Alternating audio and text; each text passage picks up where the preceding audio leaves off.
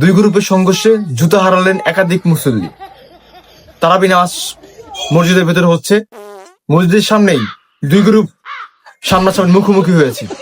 সংঘর্ষ শুরু হয়ে যাবে, এই তো সংঘর্ষ শুরু হয়ে গেছে।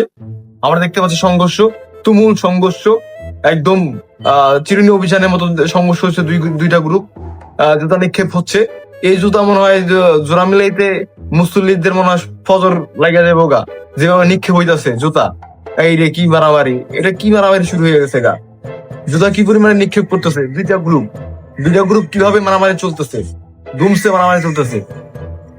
কোন ব্যক্তিকে জানা গেছে এই সংঘর্ষটা শুরু হয়েছে কথা কাটাকাটি নিয়ে, দুইটা গ্রুপের ভেতরে সংঘর্ষ। ছোট গ্রুপ এবং বড় গ্রুপ, তুমুল সংঘর্ষ হয়েছে। তো নামাজ নিয়ে, নামাজে জিলাপি দিবে কি দিবে না এটা নিয়েই সংঘর্ষ শুরু হয়েছিল। সংঘর্ষে মনে করে একাধিক মুসল্লি তাদের জুতা হারিয়েছে।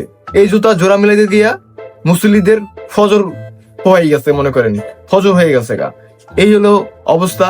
দুইটা গ্রুপ এখনো তারা পজিশনে ছিল, পুরা দামের লন্ডভন্ড করে দিয়েছে মুসল্লিদের জুতা। এখন এই জুতা যদি জোড়া মিলাতে হয় তাহলে ফজর লেগে যাবে, ফজর হয়ে যাবে।